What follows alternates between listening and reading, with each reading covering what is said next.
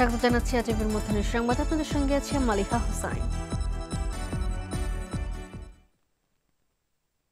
সংবিধান সংস্কার কমিশনের কাছে আনুষ্ঠানিকভাবে প্রস্তাব জমা দিল বিএনপি। কমিশনের প্রধান অধ্যাপক আলী রিয়াজের হাতে লিখিত প্রস্তাব তুলে দেন বিএনপির স্থায়ী কমিটির সদস্য সালাউদ্দিন আহমেদ। রাষ্ট্র কাঠামো মেরামতের লক্ষ্যে বিএনপি তাদের ৩১ দফা সংস্কার প্রস্তাবের আলোকেই সংবিধান সহ রাষ্ট্রের গুরুত্বপূর্ণ প্রাতিষ্ঠানিক সংস্কারের প্রস্তাব দিয়েছে। দ্বিকক্ষ বিশিষ্ট সংসদ করা এক ব্যক্তি ২ মেয়াদের বেশি প্রধানমন্ত্রী হতে পারবেন না, তত্ত্বাবধায়ক সরকার ব্যবস্থা ফিরিয়ে আনা, প্রধানমন্ত্রী ও রাষ্ট্রপতির ক্ষমতার মধ্যে ভারসাম্য আনা, এসব প্রতিশ্রুতি রয়েছে বিএনপির ৩১ দফায়।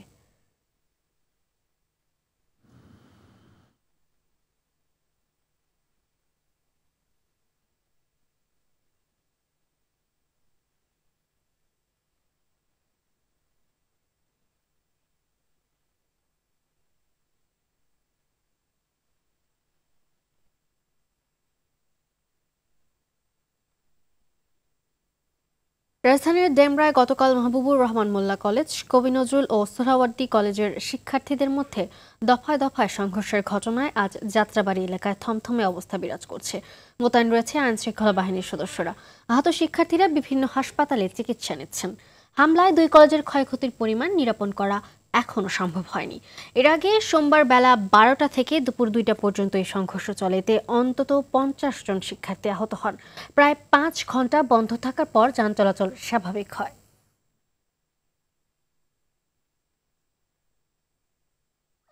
সুষ্ঠু তদন্ত করে বিচারের দাবি জানান ডক্টর।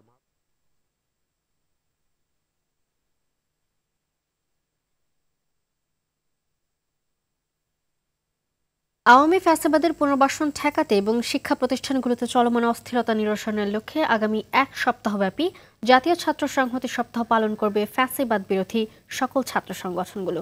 সোমবার রাতে রাজধানীর বাংলা মোটরে বৈষম্য বিরোধী ছাত্র আন্দোলন আয়োজিত অন্যান্য সকল ছাত্র সংগঠনের সঙ্গে জরুরি বৈঠক শেষে এই ঘোষণা দেন আহ্বায়ক হাসনাত আব্দুল্লাহ। তিনি বলেন, আওয়ামী ফ্যাসিবাদের পুনর্বাসন ঠেকাতে এবং প্রাতিষ্ঠানিক মেলবন্ধন অক্ষুণ্ণ রাখতেই আমরা সপ্তাহব্যাপী এই কর্মসূচি পালনের সিদ্ধান্ত নিয়েছি। গত ১৬ বছরের দুঃশাসনে আওয়ামী লীগ টাকা পাচার করে দেশের ব্যাংকগুলোকে খালি করেছে। উল্লেখ করে হাসনাত বলেন, আজকের বৈঠক সকলেই ঐক্যমত্য হয়েছি যে দ্রুততম সময়ে যেসব এমপি মন্ত্রীদের সকল সম্পদ বাজেয়াপ্ত করতে হবে।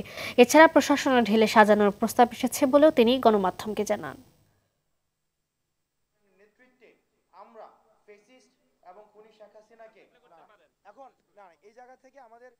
বেসিক প্রিন্সিপালসে আমরা একমত থাকবেন। সেটার মধ্যে হচ্ছে যে zero tolerance two Awami League. গত ৩টা ইলেকশনে যারা নির্বাচিত হয়েছে আওয়ামী লীগ থেকে, দ্রুততম সময়ের মধ্যে তাদের সম্পদ বাজেয়াপ্ত করতে হবে। কারণ তাদেরকে আমরা যদি ফিনান্সিয়ালি ক্রিপল না করা যায় আইনগতভাবে, তাহলে যে বিদেশে বসে তাদের যে ষড়যন্ত্রগুলো তারা করছে বাংলাদেশকে আবার পিছিয়ে নিয়ে আসার জন্য, সেই ষড়যন্ত্রগুলো অব্যাহত থাকবে। এই প্রশাসন থেকে আওয়ামী রাজনৈতিক রেকমেন্ডেশনে যারা নিযুক্ত হয়েছে তাদেরকে বাদ দিয়ে আবার এই প্রশাসনিক কাঠামো পরিশুদ্ধ করতে হবে। বাংলাদেশ সম্মিলিত সনাতনী জাগরণ জোটের মুখপাত্র ও পুণ্ডরিক ধামের অধ্যক্ষ চিন্ময় কৃষ্ণ দাস ব্রহ্মচারীকে চট্টগ্রামের আদালতে তোলা হয়েছে। দুপুরে চট্টগ্রাম মেট্রোপলিটন ম্যাজিস্ট্রেট কাজী শরীফুল ইসলামের আদালতে হাজির করা হয়। এর আগে সোমবার বিকেলে ঢাকা থেকে চট্টগ্রামে যাওয়ার সময় শাহজালাল বিমানবন্দর থেকে পুলিশের গোয়েন্দা শাখার সদস্যরা তাকে গ্রেপ্তার করেন। চট্টগ্রামে তার বিরুদ্ধে রাষ্ট্রদ্রোহের মামলা থাকায় সকালে তাকে চট্টগ্রামে নিয়ে আসা হয়।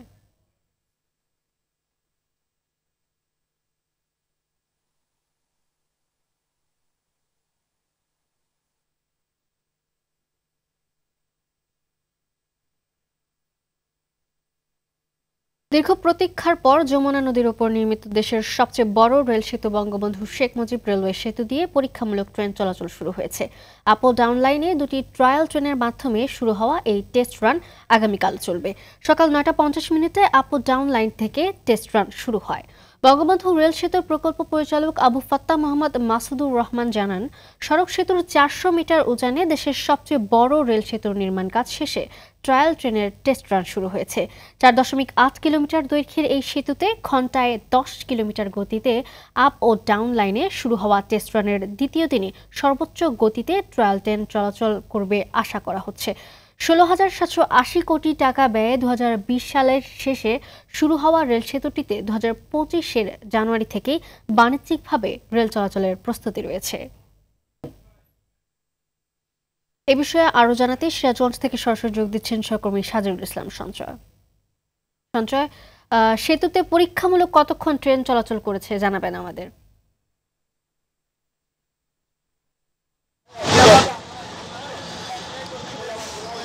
মালিহা, আপনি জানেন যে আজকে কিন্তু যমুনা নদীর বুকে যে রেল সেতুটি নির্মিত হয়েছে, দেশের সর্ববৃহৎ 4.8 কিলোমিটারের দৈর্ঘ্যের যে রেল সেতু, এই রেল সেতুতে কিন্তু সকালে 10টা বাজার ঠিক 10 মিনিট আগে ট্রায়াল ট্রেনের যে টেস্ট রান সেটি শুরু হয় এবং 12টায় আসলে রেল সেতুর যে মধ্যাহ্নভোজের সময় রয়েছে এর আগ মুহূর্ত পর্যন্ত কিন্তু টানা আসলে ট্রায়াল ট্রেনের টেস্ট রান হয়েছে। প্রথমে আমরা যেমনটি দেখেছি যে 10 কিলোমিটার গতিতে সিরাজগঞ্জ অংশের আপ লাইন এবং টাঙ্গাইল অংশের ডাউন লাইন থেকে কিন্তু দুটি ট্রেন একসাথে যাত্রা শুরু করে।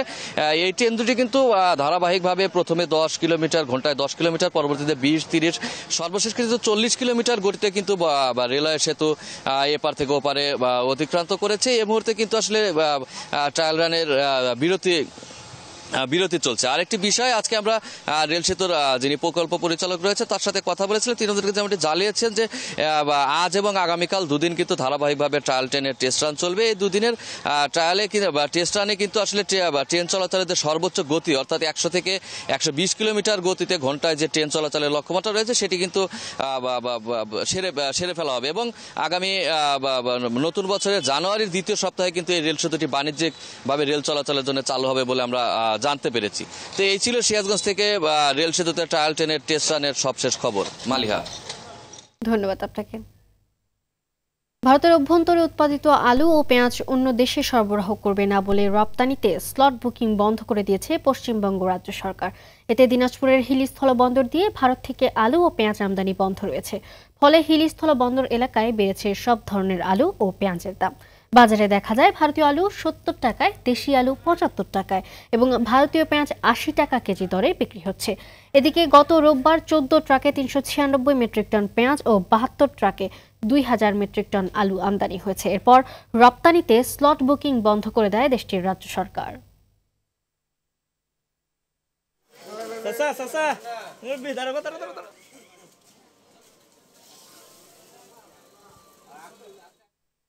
দর্শকের বিষয়ে বিস্তারিত জানাতে হিলি থেকে সরাসরি যুক্ত হচ্ছেন সহকর্মী আব্দুল আজিজ। আজিজ, ভারতের আলু ও পেঁয়াজ রপ্তানিতে স্লট বুকিং বন্ধ বাজারে কেমন প্রভাব পড়ছে, আর এর আগে যেসব এলসি করা ছিল সেগুলো আমদানি হবে কিনা জানাবেন আমাদের।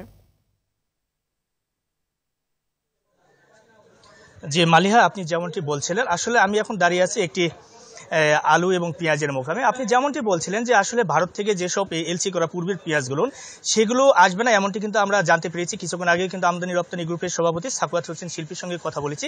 তিনি যেমনটি জানিয়েছেন যে আসলে ভারতের অভ্যন্তরে পেঁয়াজের দাম বেশি এবং উৎপাদন সংকট দেখিয়ে অর্থাৎ ভারত সরকার কিন্তু পেঁয়াজ রপ্তানি করবে না, এমনটি কিন্তু জানিয়েছে তারা। আর ইতিমধ্যে কিন্তু সেখানে সেই দেশে যে স্লট বুকিং সেটিও কিন্তু ইতিমধ্যে বন্ধ হয়ে গেছে। তবে পশ্চিমবঙ্গের সরকার মমতা ব্যানার্জি তার অজুহাত দিয়ে কিন্তু এই পেঁয়াজ রপ্তানি এবং আলু আমদানি এবং পেঁয়াজ আমদানি এটি কিন্তু বন্ধ হয়েছে, ইতিমধ্যে আমরা কিন্তু জানতে পেরেছি। আর এর প্রভাব কিন্তু খুচরা বাজারে পড়তে শুরু করেছে। আমরা হিলি স্থল বন্দরের যে পাইকারি মোকাম রয়েছে সেখানে আমরা গতকালকে খোঁজ নিয়ে দেখেছিলাম, সেখানে ভারতীয় আলু বিক্রি হয়েছে আপনার 70 টাকা কেজি দরে, অর্থাৎ গত 2-3 দিন আগেও কিন্তু এই আলুগুলো বিক্রি হয়েছিল 55 থেকে 60 টাকা কেজি দরে। এবং এছাড়াও যে পেঁয়াজ রয়েছে সেই পেঁয়াজের দামটি কিন্তু বৃদ্ধি পেয়েছে। আমরা দেখেছিলাম গত এক সপ্তাহ ধরে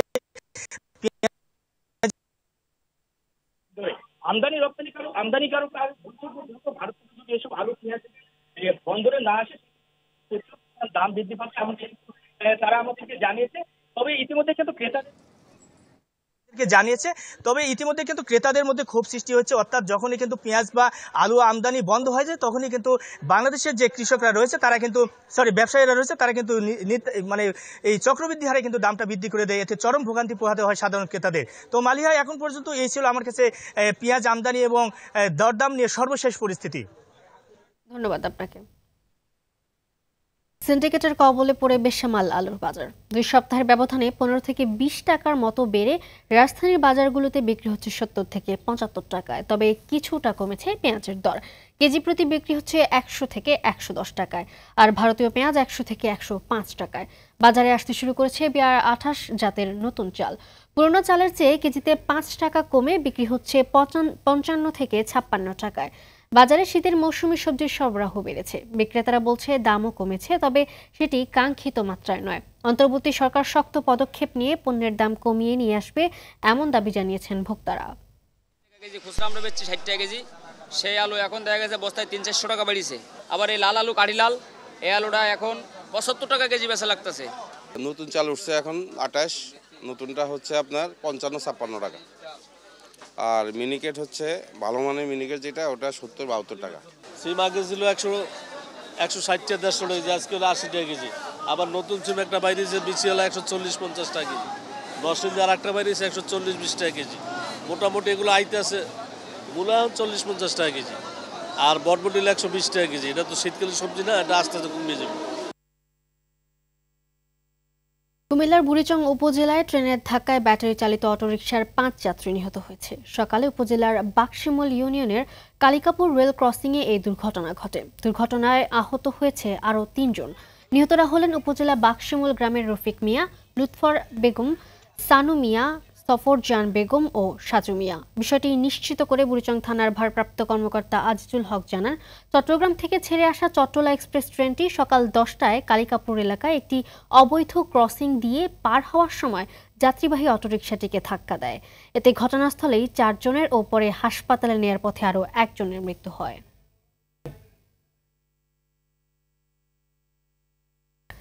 রাজধানীর ডেমরায় গতকাল মাহবুবুর রহমান মোল্লা কলেজ, কবি নজরুল ও সোহরাওয়ার্দী কলেজের শিক্ষার্থীদের মধ্যে দফায় দফায় সংঘর্ষের ঘটনায় আজ যাত্রাবাড়ি এলাকায় থমথমে অবস্থা বিরাজ করছে। দর্শক, এই মুহূর্তে মাহবুবুর রহমান মোল্লা কলেজের সামনে আছেন সহকর্মী বিপুল দেবরায়, সরাসরি যুক্ত হচ্ছেন তিনি। বিপুল, এলাকার পরিস্থিতি কেমন দেখতে পাচ্ছেন, আর আইন শৃঙ্খলা রক্ষাকারী বাহিনীর উপস্থিতি কেমন জানাবেন আমাদের?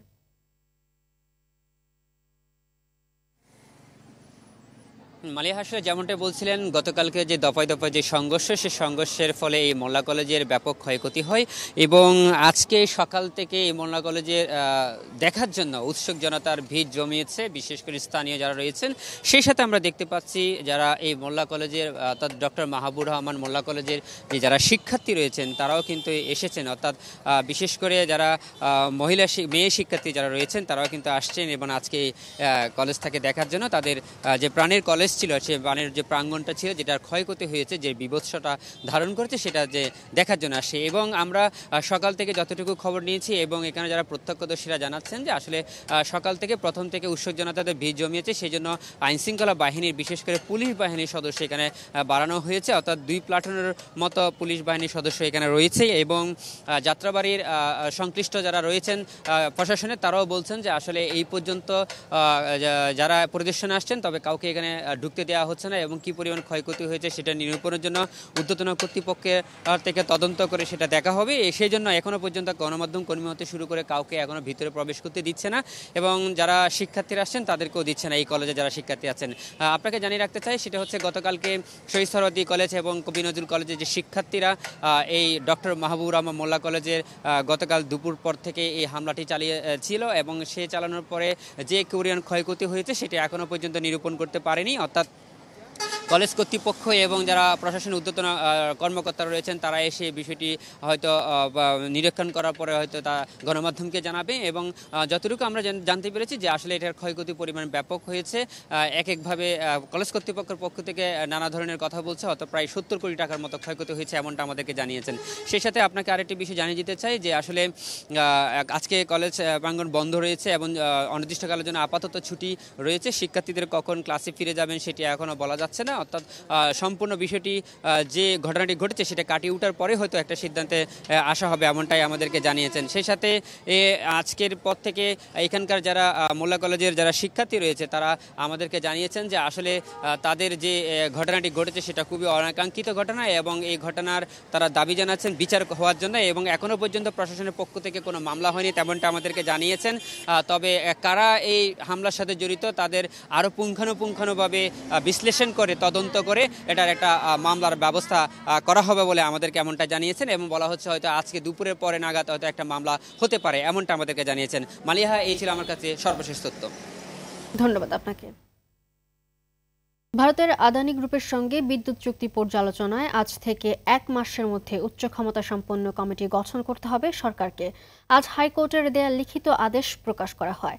গত 19 নভেম্বর বিচারপতি ফারাহ মাহবুব ও বিচারপতি দেবাশিস রায়চৌধুরীর হাইকোর্ট বেঞ্চ রুল সহ এই সংক্রান্ত আদেশ দেন। একই সঙ্গে চুক্তির বিস্তারিত প্রতিবেদন দিতে আন্তর্জাতিক জ্বালানি ও আইন বিশেষজ্ঞদের সমন্বয়ে উচ্চ ক্ষমতা সম্পন্ন কমিটি গঠনের নির্দেশ দেন।